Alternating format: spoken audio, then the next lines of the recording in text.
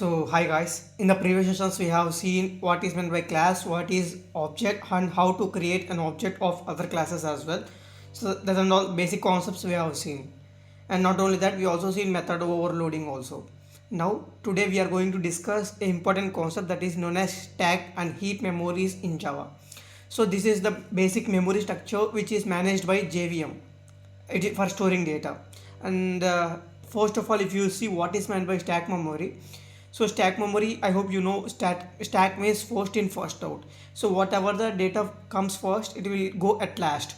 So it is used to store method calls. All the functions will store in stack.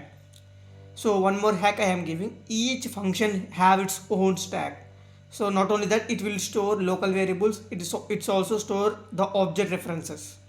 So see that last in first out means whatever the data last comes, it will go first, means whatever the data is on the top of the stack will go first out. And where it is stored, like int, double, bool, so reference pointers to objects, so these and all things will be stored in the stack memory. So the next, if you see the heap memory is where all the objects are stored. So basically stack will store all the functions data and heap memory will store all the objects data and instance variables. So they are dynamically stored and managed by garbage collector. This heap memory is managed by garbage collectors. So where this heap memory will be created. So wherever when you use the new keyword, that means you are automatically storing the data in the heap. So if you use new string, that means you are going to create a new string that is going to use the heap memory. All strings will use heap memory in the string pool. And a new array list for creating an array. With that, these things we are going to see in the DSA. So these things, array list also will be going to use the heap memory only. So if you see, observe this image. So I have said already, all the strings will be stored in the heap and in the string pool. So all the strings will be stored in the heap, that's okay. But there is another section that is known as string pool for separate strings only. And all the objects will be stored in the heap, that's also will have and separate memory in the heap, that is for object storing only. So if you observe for the clean, each and every function, so this is print function, this is main function, this is very important, main function this is. So in this we have instance variables like int I we have, s we have, object o we have. So this is object. For this object o we have an object here, you can observe. For this in the print also we are going to have an object. So this have a reference for this object. In the string we are going to store in string pool. In this string also we are going to store in this string pool. So this integer will be stored here only in the stack itself. So like this main method will be stored in another stack. So this print will have another stack. So basically this is one stack, this is one stack, two stacks there is total. So in the code point of view, how I can explain. So I will show normal code also, but let's understand with this image. So first of all, when you declare this main function, so first of all you declared a value of n. So first value will go into the stack. So see, you declaring here an array, string arguments, so that will go first into the array. So after that this value will go into the stack. So after that you are calling the calculate function. So calculate function will come here, means you are going to calculate and it is taking an value into data. So in this you are going to add for data 3. So 7 plus 3, that is 10. So in the temp value, so you can see over here, in the temp value we are storing data 10. So the next new value, so in the new value we are multiplying with 2, so that is 20. So where is this data coming from? So this data is coming from here. You are going to assign a new value called data, so that will be initialized with 7. So this is how the stack works. I hope you understood.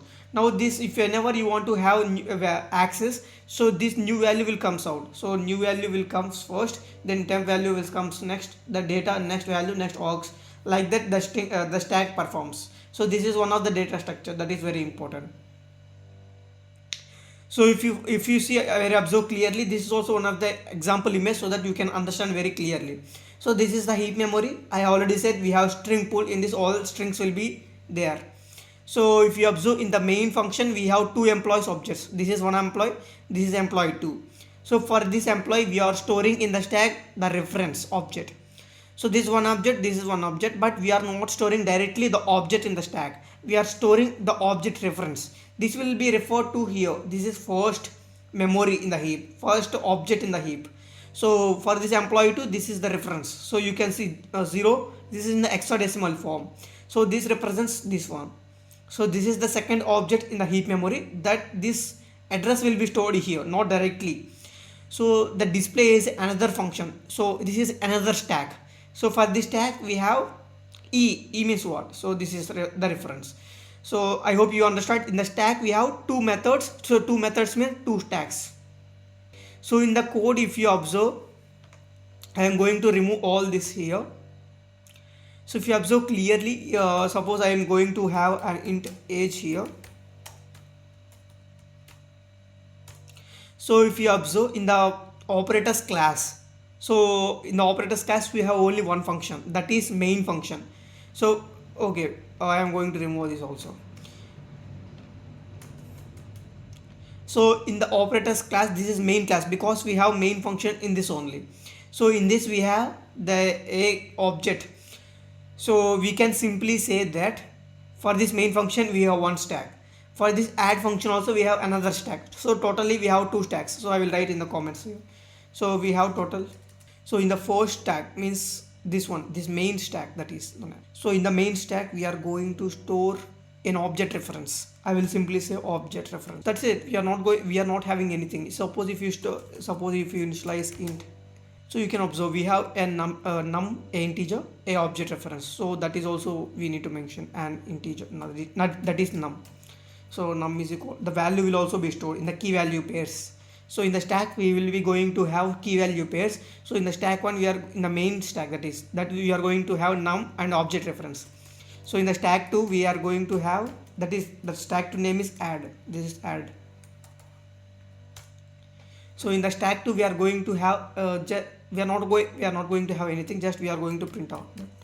So yeah, we are not doing anything, so simply we are printing. So the stack 2 will be empty. And finally if you see in the heap, so what is the heap? So if you observe clearly in the heap we have, so whatever the variables outside this method, so if you see this is not part, this variable, this integer is not part of this add method. So there is nothing is there inside this. So this age will be stored in the heap memory. In this here also, if you declare any,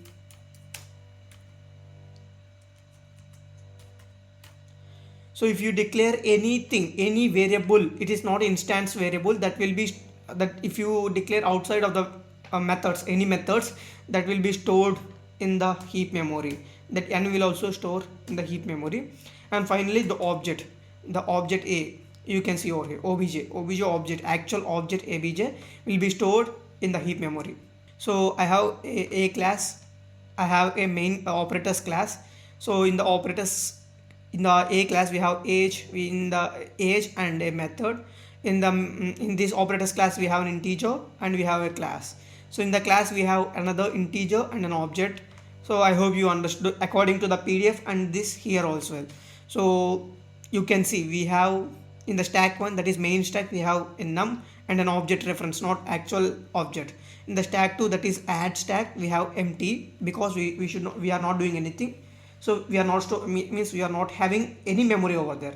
We are not declaring any integer, any string literal over there, nothing we are doing, just we are printing over there. So that is the reason in this add stack there is nothing is there.